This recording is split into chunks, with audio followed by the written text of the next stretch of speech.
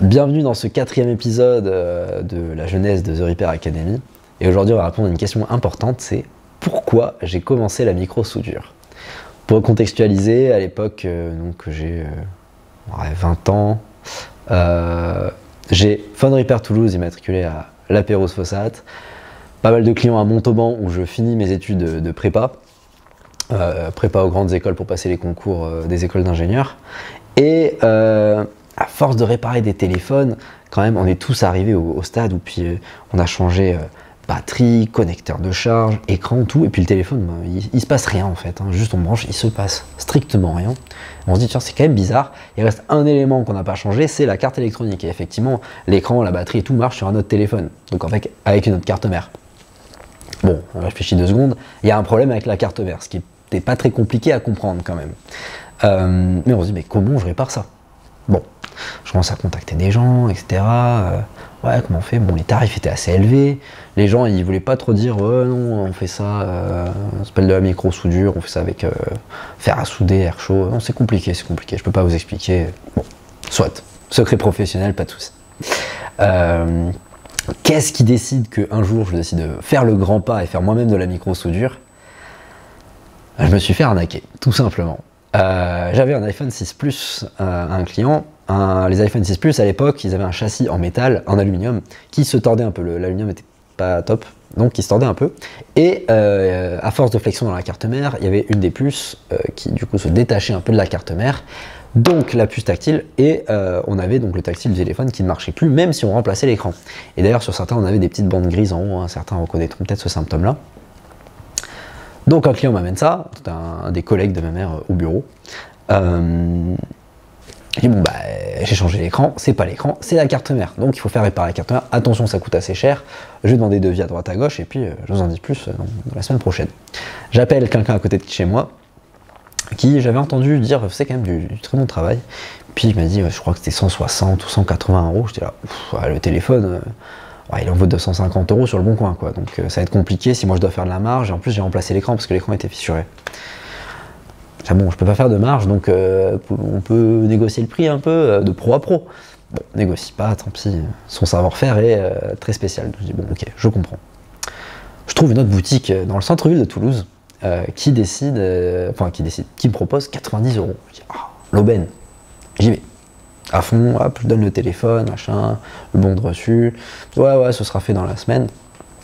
Bon, la semaine, aucune nouvelle, j'appelle à la fin de la semaine, on me dit ah ouais, on sait pas. Bon, j'attends une semaine de plus, j'appelle ah ouais, non, on sait pas. 3e semaine, j'appelle, on me dit ouais, en fait c'est prêt depuis la semaine dernière. Bon, bref, je me pointe là-bas, je récupère le téléphone, je me dis ah trop bien. Ah, téléphone déchargé. Bon bah je peux pas le tester en boutique, puis bon, il y a du monde, donc le monsieur me dit bon allez, filez là, j'ai du monde. Bon. Je pars. J'arrive chez moi, je le branche, il démarre, mon signe, et puis le tactile marche super. Pendant 10 secondes à peu près. 10 secondes après, tactile frisé, et puis le téléphone ne répondait plus.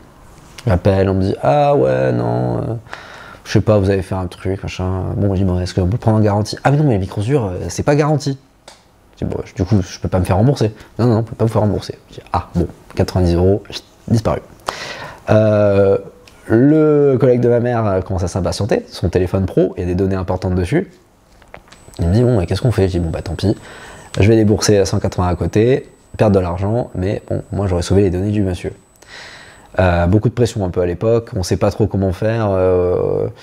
L'âge de. Non, plutôt avoir 19 ans, je pense. J'étais encore un peu en train de débuter, pas encore 20 ans. Donc je fais ça, j'amène le téléphone chez le monsieur, je repars à Montauban en cours, et puis je crois que c'était le lundi, je reçois un MMS, et puis 20-25 smileys qui pleurent de rire.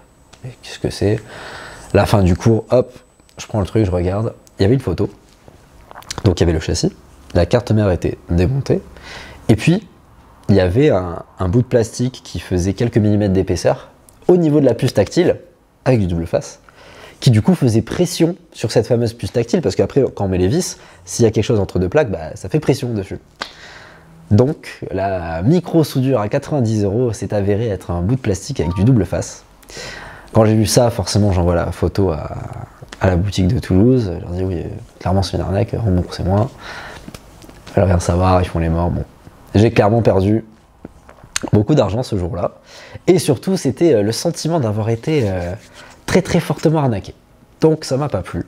Je me suis dit, bon, j'avais quand même regardé beaucoup de choses sur internet, je savais à quoi ça ressemblait la microsoudure, je savais qu'il fallait un microscope, un fer à souder, de l'air chaud, j'avais compris ce que c'était un rebillage, des jumpers et compagnie. Je me disais juste c'est infaisable, c'est beaucoup trop compliqué. Après avoir perdu autant d'argent d'un coup, je me suis dit, allez, je fais le pas.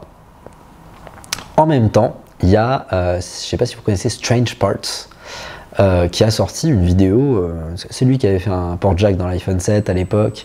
Il a sorti une vidéo où il étendait la mémoire d'un iPhone 6S, je crois qu'il passait de 32 à 128, quelque chose comme ça. Il montrait toutes les galères, très compliquées pour lui. Et surtout, il parlait de son microscope. En fait, il avait acheté pour pas grand chose, je crois qu'à l'époque c'était 300 € trinoculaire avec une caméra que j'ai encore sur mon poste là-bas. C'est toujours le même d'origine. J'ai quand même remplacé la caméra parce qu'elle était en 720p, l'autre et 1080p, c'est un peu mieux. Donc je franchis le pas, je débourse 300 balles, je reçois ce microscope. En fait, j'avais déjà une station, j'avais une Baku jaune, que vous verrez peut-être dans les vieilles vidéos YouTube de la chaîne. La soudure, je connaissais, il n'y a pas de souci, ça j'avais pris le pas. Par contre, les puces, j'arrivais à les enlever. Par contre, j'arrivais pas à les rebiller sans microscope, je ne pouvais pas faire de jumper, j'arrivais pas à ressouder mes CMS, c'était une catastrophe. Même un port de batterie iPhone 4 ou 4S, je sais plus lequel des deux, il y a un des deux qui s'arrachait pas mal, j'arrivais pas à les ressouder, c'était une catastrophe. J'ai acheté le microscope. La micro-soudure est devenue limpide. D'un coup, c'est devenu si facile. En fait, quand on arrive à faire les choses sans microscope, on y arrive, j'y arrivais pas trop. Et qu'on passe au microscope, on se rend compte, mais tout est tellement plus gros et plus facile à gérer en fait, avec de la bonne lumière et tout. Donc ça a été des vrais débuts. Alors j'étais nul en diagnostic, mais comme pas possible. Hein. Mais la partie pratique déjà passée, donc ça donne beaucoup d'espoir. Les jumpers par contre, au début, à un moment, je me suis même dit, c'est pas possible, c'est un montage vidéo sur YouTube, c'est impossible de manipuler des fils aussi petits. Casser systématiquement, ils collaient à ma pince, enfin, plein de galères. J'avais arrêté un peu la micro-soudure pendant quelques temps, je sais pas, un mois. Puis j'avais repris, j'étais à problème, j'ai acheté tout ce matériel, il faut que j'utilise. Et j'ai fini par, je sais pas ce qui a fait que j'ai réussi. J'ai fait un jumper, parfait, il était droit, tac, escargot, j'étais cool. Les audios iPhone 7 arrivaient. Je me suis dit, bon bah, sympa. Après a commencé la carrière micro-soudure, qui sera pour la prochaine vidéo.